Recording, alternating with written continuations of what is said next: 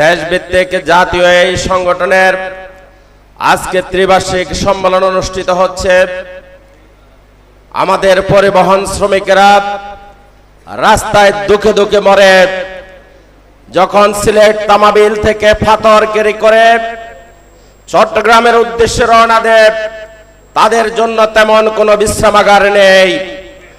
আবার রাস্তা যখন গাড়ি দাঁড় করানো হয় তখন সেখানে মামলা দেওয়া হয়। আমাদের পরিবহন শ্রমিকদের গাড়ির নিচে আজকে ছাগল গরু যদি পড়ে তার জন্য মামলা হয়, গাড়ি ভাঙচুর হয়, ড্রাইভারদেরকে মারা হয়, ঠিক কিনা? পরিবহন শ্রমিকদের কোন ধরনের আজকে নিয়োগপত্র নেই, আইডি কার্ড নেই, নির্ধারিত কোন মজুরিও নির্ধারণ করা হয়নি। পরিবহন শ্রমিকরা রাস্তায় মরে থাকে, পড়ে থাকে, গাড়ি অ্যাক্সিডেন্ট হয়ে কুকুরের মতো, তার উদ্ধার করে নির্ধারিত ক্ষতিপূরণ পর্যন্ত দেওয়া হচ্ছে না।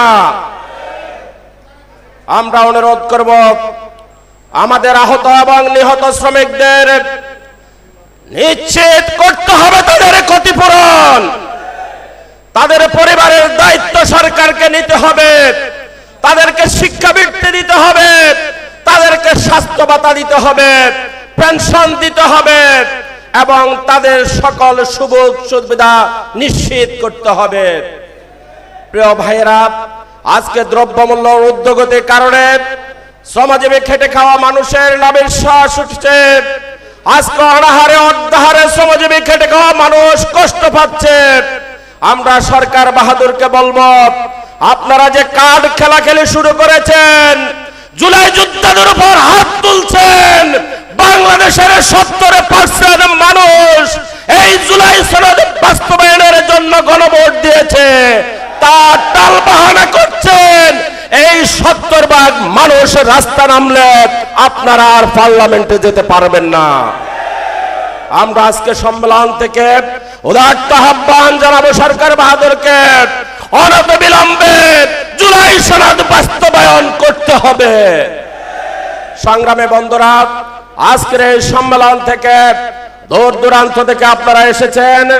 আজকের এই সম্মেলনে শ্রমিক কল্যাণের প্রধান উপদেষ্টা, বাংলাদেশের জাতীয় সংসদের বিরোধী দলীয় নেতা ডাক্তার শফিকুর রহমান সাহেব আসবেন। সুশৃঙ্খলতার সাথে সর্বশেষ পর্যন্ত প্রোগ্রামে থাকার উদাত্ত আহ্বান জানিয়ে আমার বক্তব্য শেষ করছি। আল্লাহ হাফেজ। বাংলাদেশ জিন্দাবাদ। বাংলাদেশ পরিবহন শ্রমিক ফেডারেশন জিন্দাবাদ। আসসালামু আলাইকুম ওয়া রাহমাতুল্লাহ।